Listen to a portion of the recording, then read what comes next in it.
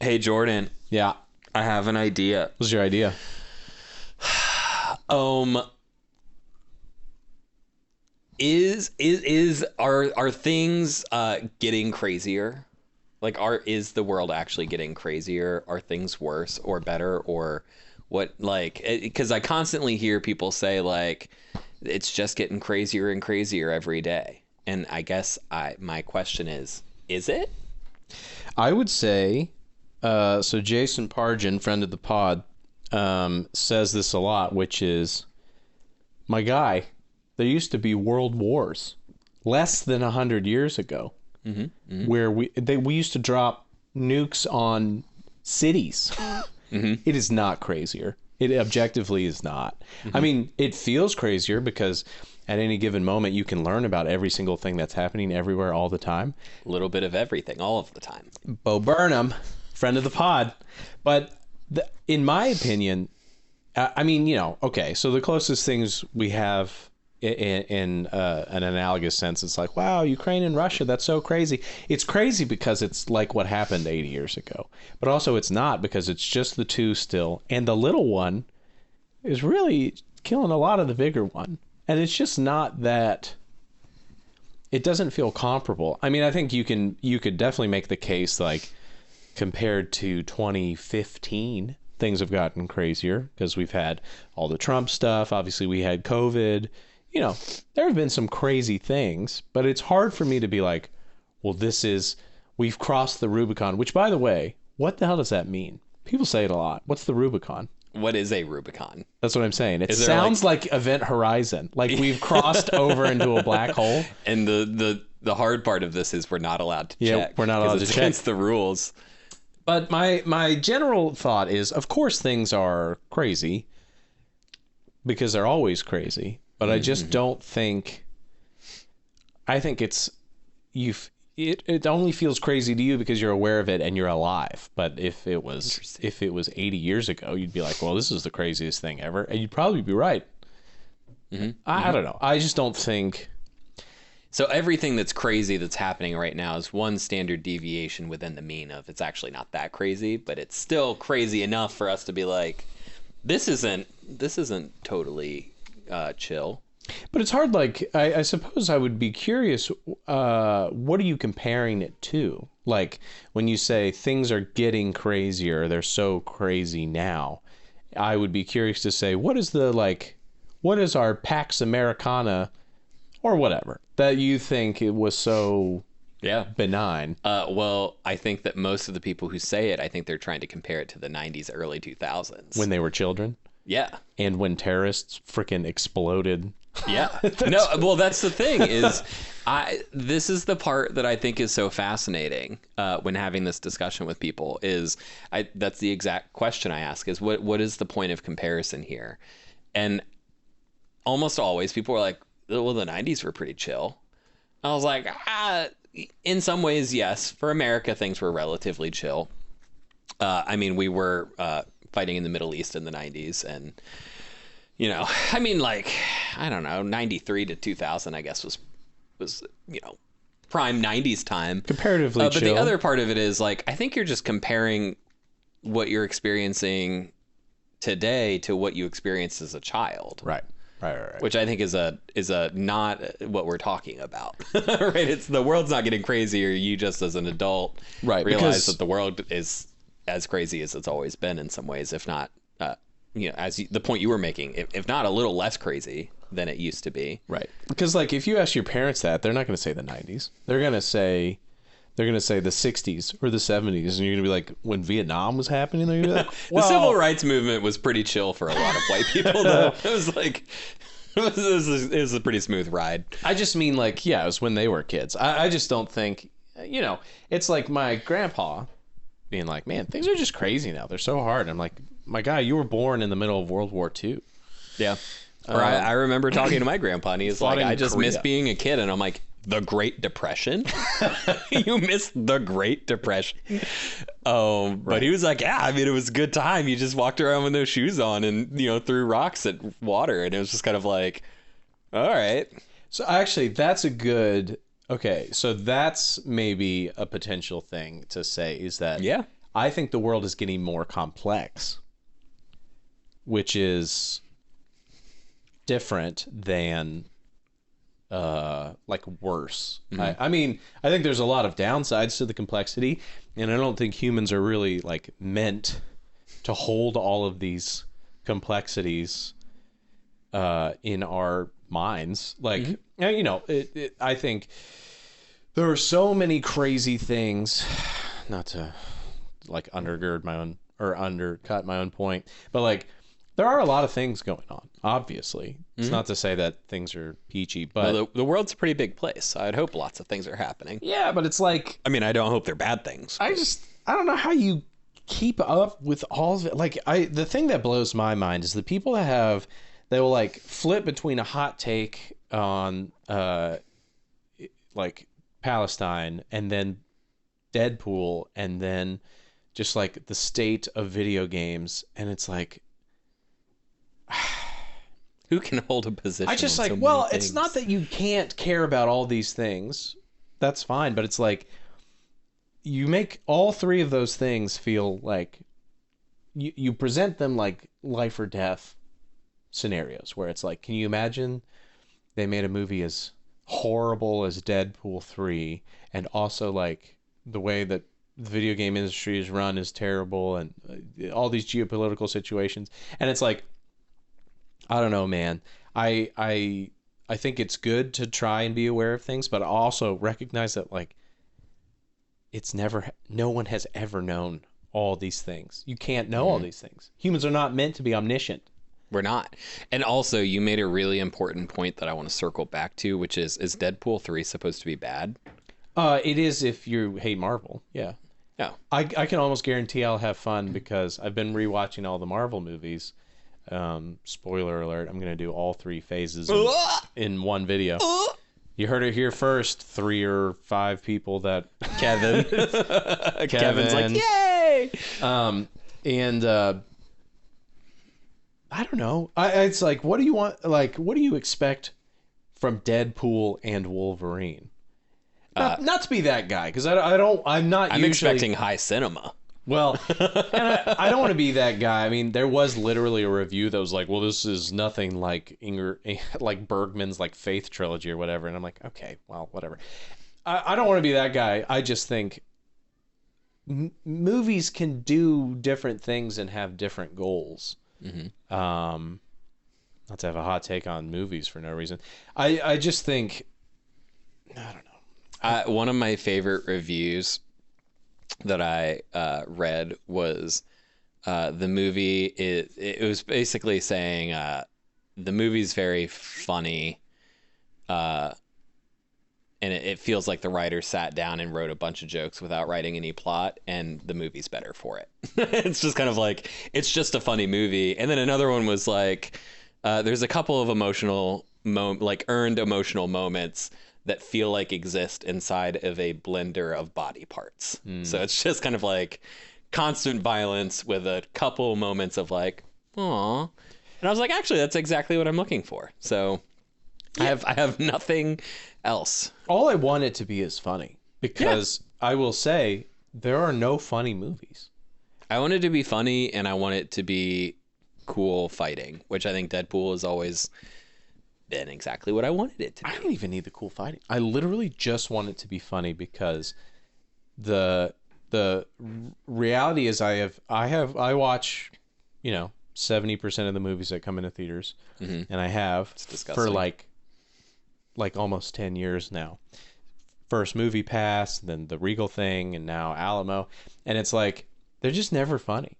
And they're mostly not trying to be, but it's increasingly become less and less funny and more just serious. Yeah, or whatever. It's not even just serious. Gritty. Or it'll be like, I enjoy watching a lot of horror movies. I enjoyed Longlegs a lot. There were some funny-ish moments. But like on a whim, just because I was trying to get out of the house, I saw like Fly Me to the Moon. Just a Scarlett Johansson and Channing Tatum movie and about whatever. And I was like, man, this movie thinks it's funny. But it's not. I mean, it's fine. All I want from it is I just want something that's funny. I just want to laugh. It's like that's it. So whatever. I don't know why we're talking about Deadpool so much. I just think You brought it up, and I was curious. that's true. I did bring it up. I was just looking through my Twitter feed this morning and seeing. Keep talking about Deadpool. Yeah, everybody's talking about Deadpool, but they're also talking about all these things. I just think, I think, not to get too into this and not to like accuse people of things, only I will say that I do think it is very healthy, and we've said this before, to focus a little bit more, or at least more than you are sometimes, on things that you can actually control and are actually creating and adding to the world. Because I think the problem with, for example, what's happening in Palestine is you really have no, I mean, you can do things, you can write politicians, you can protest, you can do some things, but I think that and Deadpool and the video game industry, you may have some influence in those spheres, but a lot of it exists outside of your control, if not virtually all of it. And so it's kind of like, man, if you just learn to make like good chili, that might make you feel better a little bit. If you could focus on that. It's kind of like every time I do one of these movies reviews, I think a really important thing that I'm thinking about is I'm not upset if the movie's bad. I'll pretend to be because it's funnier maybe, but I don't care if Halloween 2 by Rob Zombie is viscerally unappealing to me. It's in, it's out, it's gone. I don't care. Even if it's a great movie, even if it's like The Raid, and I want to talk about The Raid all day long, every day. Although you do. And I do. It's just like, the thing that I'm focusing on is like, what am I going to make from this? Like, how can I contribute in some way? How can I make something fun for people? It's not to say that this is the right thing. I'm not saying to be like ignorant of life. I want to keep an eye on what can I do that's not just tweeting incessantly. And I think so much of it just kind of circles back to balance, where it's like it needs to be a balance of what can you actually do, right? Like get good at something, change your immediate surroundings, do these things. I do think that one of the benefits of being aware of what's going on in the world is that some of these things we can impact more than I think we will, where it's like with environmental causes, there's all, people will always be like, oh, well, what can we do to save the environment? Because I'm just one person. And it's like, okay, like true, one person's impact on the environment isn't making a huge difference. But when you look at like the collective choices you make in a day of what car do you drive and how do you spend your energy and where do you buy your clothes and what do you do with your stuff when you're done with it and how do you talk to people about it? And there's kind of this piece of it where it's like awareness on a topic that we feel very small in can create these ripple effects that make a big difference. Sure. I learned this from the Lorax. Have you read it? The Lorax? It's phenomenal literature on environmental conservatism. I can't remember. I know that it's a Dr. Seuss. I know they made a movie and all the things, but yeah, conservation, not conservatism. The point being, I didn't actually read the book and it's showing.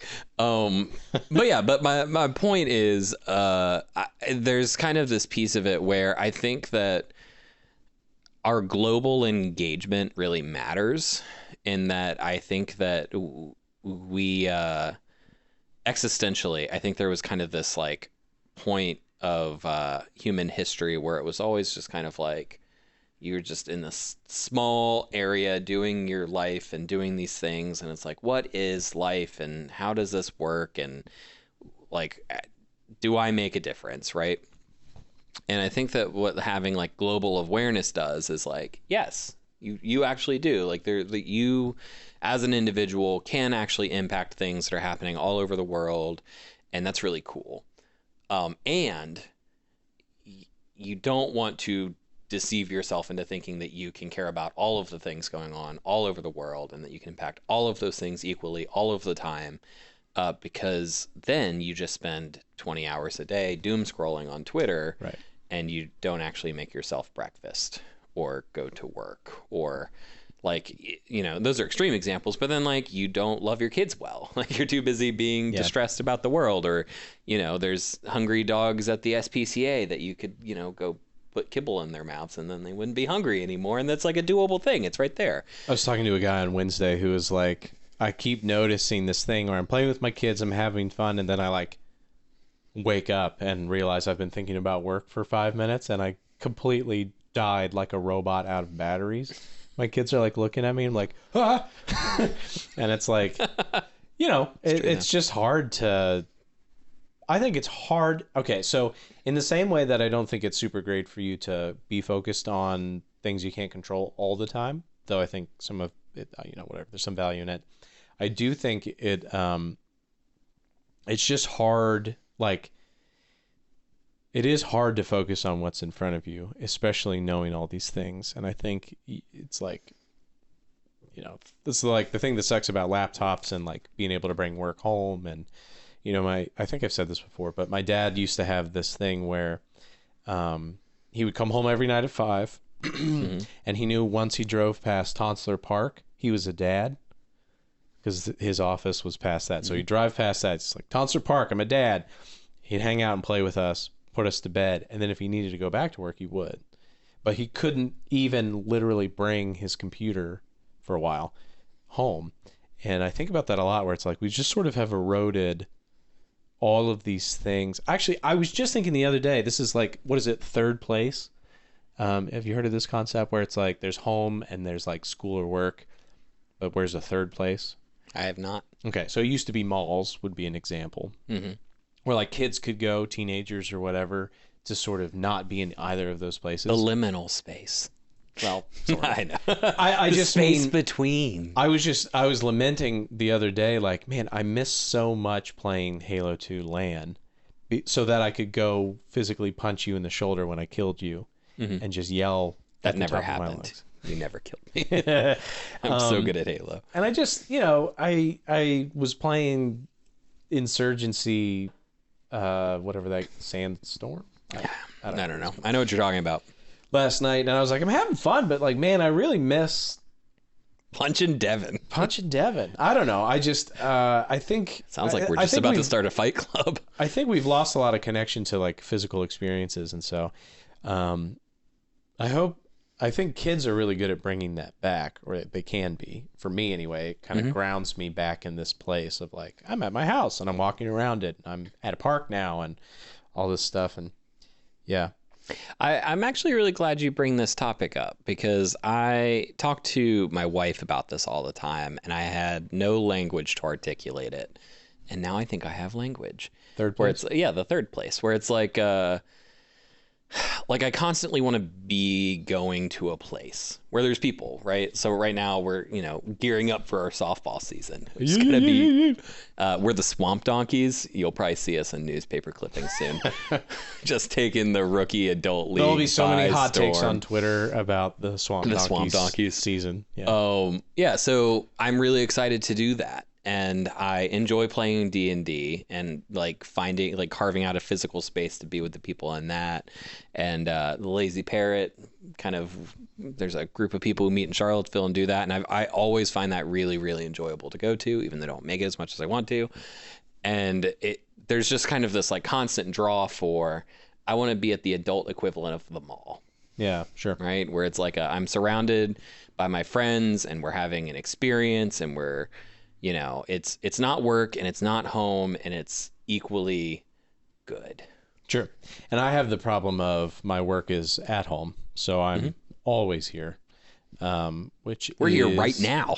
I know. I'm in his work home. My work home. I mean, it's fine. I just, so that's why, like, I've been trying to, obviously softball, I organize that, but also excited to get back into improv, and obviously I go to the theater. I don't watch any movies at home anymore except for work. I was going to say, the theater is your third place. And so it's like, I don't think this is a unique sentiment. I don't think other people are like, no, I actually think you should only live online. But I do think, for me personally, as somebody prone to doom scroll, it is really helpful to try and remember that I exist sort of physically as well. Or again, like I play Insurgency or I'll watch The Bear or whatever, and I'm still just in my house, sort of plugged into something that the internet is giving me.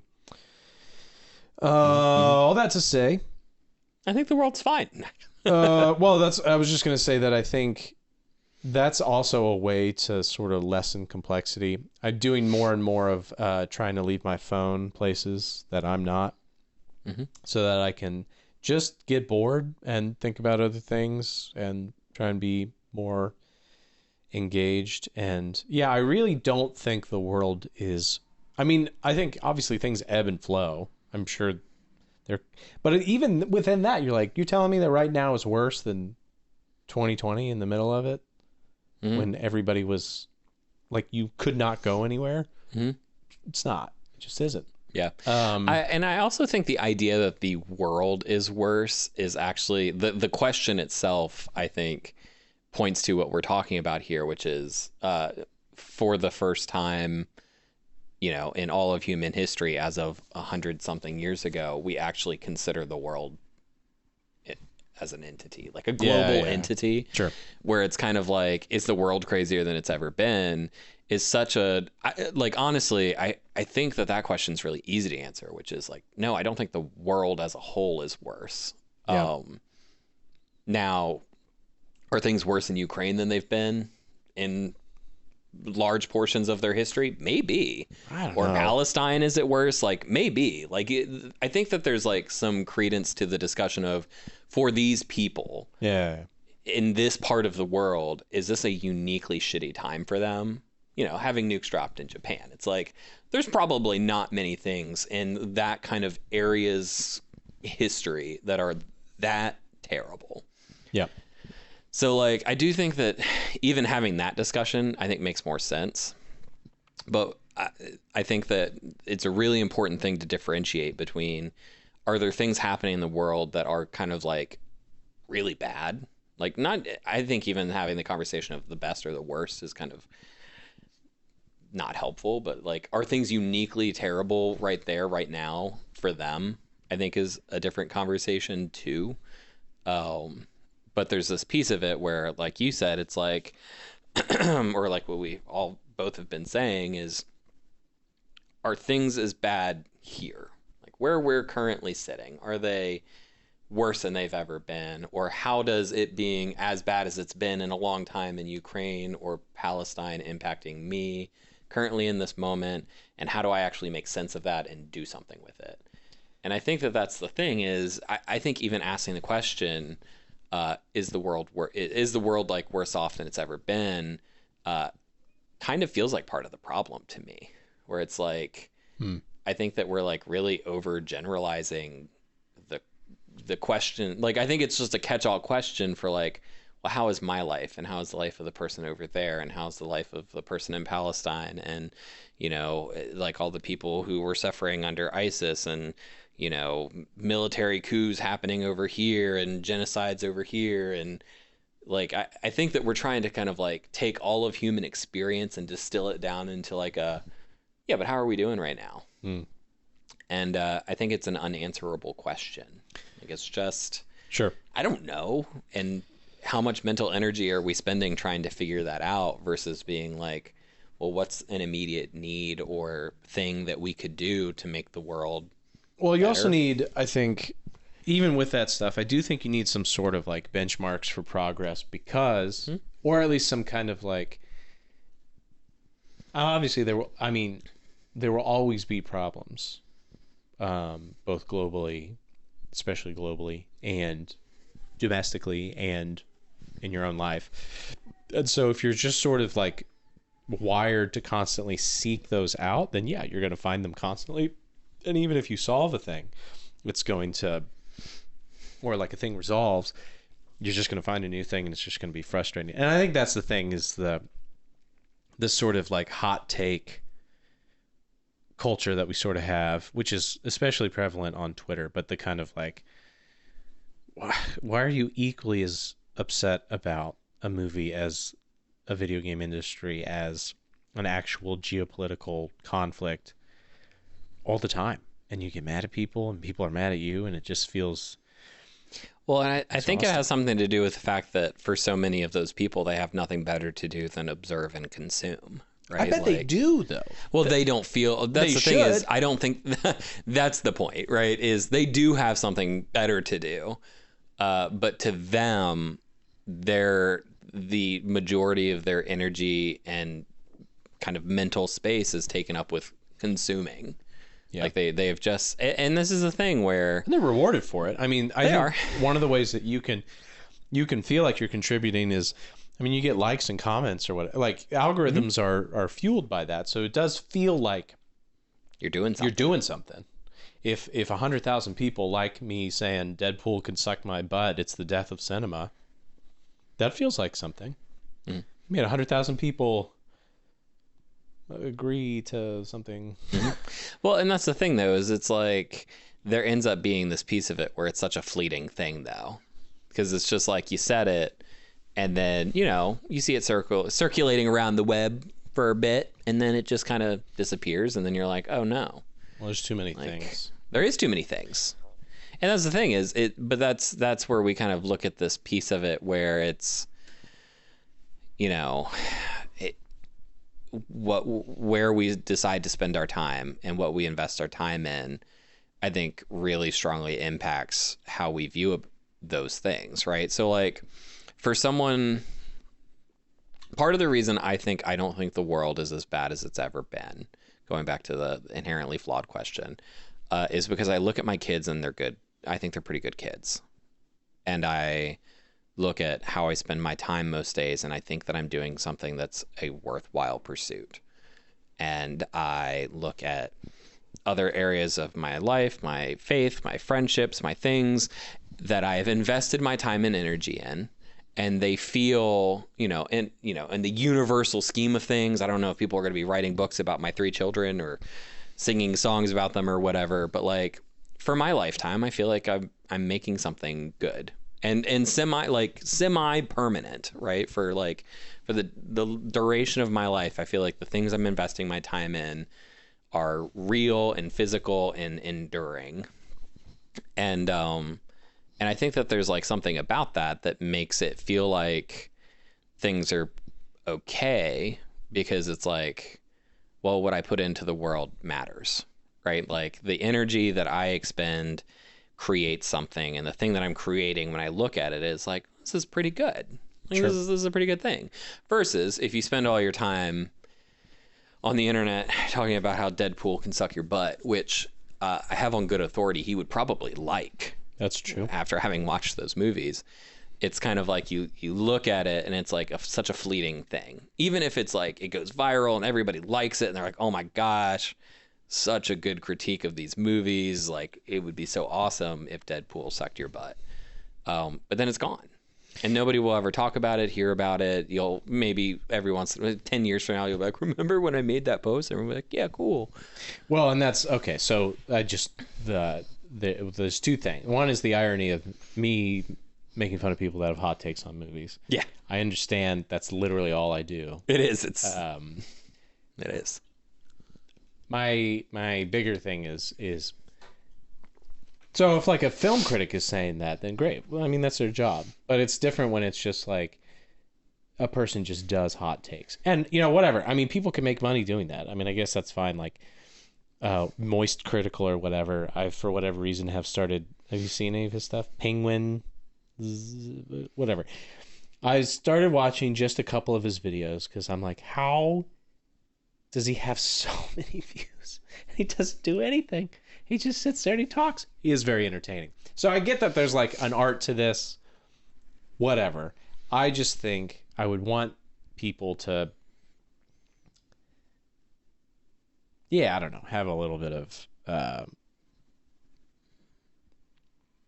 to balance those things with living more embodied. However, I don't actually know any of these people. Maybe they are. Maybe this is just like maybe they have an AI writing their angry tweets. Maybe. I know for a fact that a guy that we went to college with on LinkedIn has hired a guy to go to everybody's post and go, wow, good business thoughts. If you want to, I think that's really good business. And if they you make good business, and if they respond, then he'll come in and be like, yeah, I still business much greatly. You business? And you? I business a lot. Stuff like that. And then the other thing I was going to say is that I do want to recognize that, like, okay, if I was an Israeli living in Israel or a Palestinian or whatever, you know, it would be a lot harder to be like, well, my kids are doing fine. Yeah. And so I don't want to like discount that these things do matter and people need to be working on it. I only want to find ways to have a realistic perspective on what I can do about it. And hey, if I really think strongly that something needs to be done, then I should like go to Congress, or I should like, you know, like these crazy Americans fighting on the side of Ukraine in Ukraine, just like dudes shooting stuff. That's crazy. But those guys are not like, they aren't necessarily just having hot takes on the internet. Like, it's cool to like, to not just share with people on the internet your thought, but like make a motion. For example, in my life, our mailbox has been hit 5 times since we've moved here. Our trash can has been hit once, and I've said I'm sorry. I don't know what else you want from me. And 2 trees have been hit. And my fear is that somebody in my family will die trying to get the mail. Because we have to cross the road to get to it anyway. Oh, and I almost got killed, like literally, like 3 weeks ago. I was mowing, and I was going on the side of the road a little bit, and somebody passed in the left lane right in front of my house, which is a blind turn and not a passing lane. It is, yeah, I was going to say, it is not a passing lane. And they were so close to me that it like shook the mower. Well, I just was lucky enough that I hadn't quite done it yet, and it was like the most terrifying thing ever. And so I was like, somebody's going to freaking die on this road. I don't know why they keep crashing. It's not that big of a turn, but I guess there's no shoulder. And again, you know, that's like 8 accidents and a near miss. And so I like reached out to, I don't remember who, Bob Good. Bob Good. Bob Good. And I was like, my guy, what the hell? We need speed bumps. And my brother-in-law who lives next door has been advocating for this for the city, but they were like they called me and were like, this is a serious problem. We should talk about it. And they were recommending that I talk to the state, obviously like state representatives first. But like, Charlottesville's not doing anything about it. And I guess it's Albemarle that's not doing anything about it. Troy, Virginia, baby. But you know, it's like, at least I'm trying. And yeah. There's a similar in a lot example. of ways, you're just like the Americans in Ukraine right now. I feel just as brave. I'm not saying that's what you have to do. And again, maybe these people are also doing these things because they feel strongly about passing in non-passing lanes. I just think people, if you can't stay on the damn road, we should have speed bumps so you can't, at least if you're going to hit me, you're only going 20 instead of going 60. You need to take this energy and take it to VDOT and say, we need high-speed rail that runs from Palmyra to Troy. Oh. Well, it's not that. No, it's not that direction. It's always... They're coming this way? Going that way? Which way are they going? No. They're going to you. Yeah. These are freaking Fluvanna turds. Oh, yeah. These are the Fluvanna turds. Presumably. I assume. They could be further. Who knows? Maybe it's Louisa. Maybe heading out to Columbia, dude. We don't know. Columbia? Yeah. What is Columbia? Further that way. Fork Union. Like DC? No. Not the district of. just the sad, sleepy little town of Columbia. Oh, I'm not aware of this. Yeah. Anyway, whatever. All I want to say is I recognize that we also have it pretty easy just in general. I don't think Troy... I mean, we have a Nazi riot every once in a while, but this is a relatively safe place, and they hit my mailbox. But it's safe, and they hit my mailbox. But we're generally okay. I don't know. I guess I would just... People that think the world is overly insane... I mean, this is a pretty typical conservative viewpoint, right? Like, nothing is ever worse than it's ever been. Actually, it's both, to be totally honest. But I would say that conservatives, like, in this area on Facebook, seem more prone to, like, conspiracy, deep state stuff, which is truly so far out of your control. Yeah. If the Illuminati exists, there's nothing we're doing about it. Well, they're getting guns, I guess, and they're gonna go shoot somebody. Although it seems unlikely. I hope for the love. Anyway, that's my general thoughts on. I think the world is just complex, and we're not really equipped to handle it. So either dig deeper into the things that you care about, or don't, and switch and start focusing more on the things that you can control, kind of like in your life. In real life. And I'm glad that we chose this topic because we're obviously the two most qualified. Yeah. Well, the reason I bring it up is because I hear about it every day at work. Yeah, sure. Probably about 100 times a day. And I think that it generally is such an important topic because I don't know. I mean, I just feel like we spend a lot of mental energy worrying about things. And I just feel like people need to sit down. If we're asking ourselves a question all of the time, I really think that, to me, one of the things that we actually have to do when we sit down and ask the question is ask if we're asking the right question, right? Like an iRobot. Like an iRobot, right? Now that, detective, is the right question. Right? Where it's like, we're spending all this time being like, is the world worse? And it's like, maybe, but we literally, I tell people this with the question why, right? I often frame it as like, this is a luxury question. Because to answer why, for a lot of the time when people ask it, right? Not like, why is it raining, right? What they're actually asking is like, what's going on in the sky that makes it rain? A lot of the time when people are asking why, though, they're actually asking like all of the who, what, when, where, why, or the who, what, when, where, how as a lumped question. And they're asking you to explore that over a pretty long period of time. Right. So it's like, well, why did my mom say that to me? Or like, why is life so hard? And it's like, well, from the beginning of time, right? All of these things have played out in such a way that this happened. And if we were to actually answer why things are the way they are, we would have to take this insane bird's eye view of all of these different variables that played out just so to kind of get to this point. And the amount of mental energy required to answer why would be immense. And you would be no better off for having answered it. In so many times, not always, but in a lot of the time when people are asking why. And I think that is the world worse than it's ever been is kind of the reason I think it's a stupid question is because what people are usually asking when they say that is, why does the world feel so much worse than it's ever been? Which I think it's, once again, I think it's the amount of energy required to answer that question is immense. And so what we need to be asking ourselves is more tangible, real questions, right? How am I spending my time that makes me feel this way, right? Or like, who do I spend my time with that makes me feel this way, right? What could I actually be doing to make the world a better place? If I legitimately feel like the world is falling apart, what does it look like to, pick up a hammer and try to fix it? And yeah, so I brought my idea in because the trap, Jordan, I trapped you. In theaters August 2nd, directed and written by M. Night Shyamalan. Yeah. I was starring Josh Hartnett. Thinking, it's a trap! But that too, that's fun. That's a fun... You weren't even born when that happened. No. I was like, wasn't I though? No, I wasn't alive in the 70s. They re-released in theaters when we were in elementary school, and I thought that they were current. Mm-hmm. They weren't. They were not. My dad took me after baseball, and I was like, these are the best movies ever.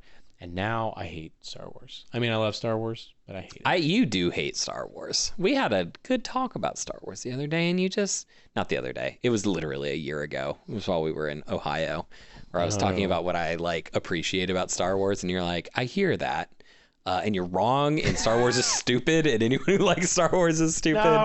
No, that's what you said. Look, I have a recording. Star Wars was great when I was a kid. And I've grown up.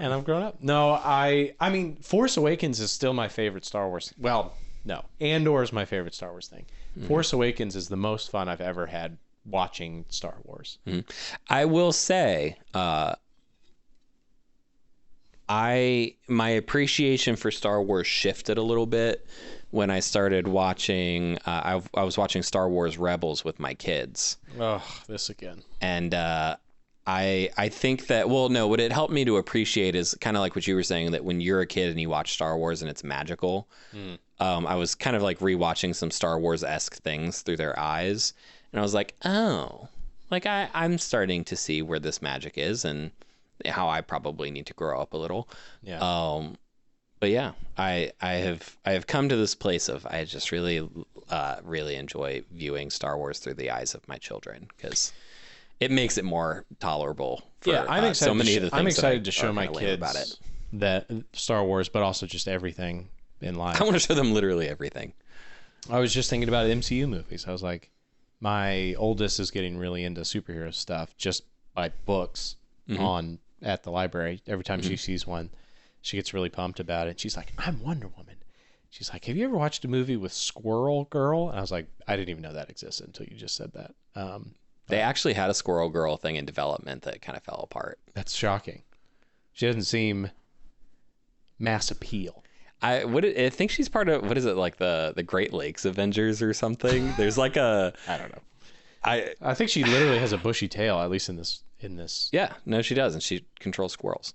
Yeah, that's pretty cool. Yeah, I'm not going to look it up for the podcast, but I'm starting to look it up now. Don't look it up. I'm not for the podcast. I won't say what I find. All right, I think we were probably done. Just try to watch my videos, That'll cheer you up. That's all this is about. I do get a lot of comments about how I have cheered people up IRL, which I do think makes me appreciate the real world implications of the things that I'm making, like the real world benefit. And it makes it a little less abstract and a little less of like, I just watch Speed Racer and I just have hot takes for the sake of hot takes. But it's also my job. It's confusing. But, well, I would say that your job is bringing people enjoyment and comfort, not to critique Speed Racer. I think you are in the process. I'm not really critiquing Speed Racer in a valuable way. Yeah. Well, I just mean you're gonna have to watch the video to find that out, guys. Kevin, you're gonna have to watch the Speed Racer video to know. What a wasted month doing these one-off live-action animes. Thought I would get a new audience. Nope. Didn't even get my own audience. Nope. What a waste. Just you and your mom watching these videos. By the time you're listening to this, Predator will probably be out in like 3 or 4 days. So that's cool. Watch that. Those will be fun. Those are funny. I mean, they're not funny. They're funny when I do it. Maybe. Hopefully. Well, I'm going to get out of the pod. Okay.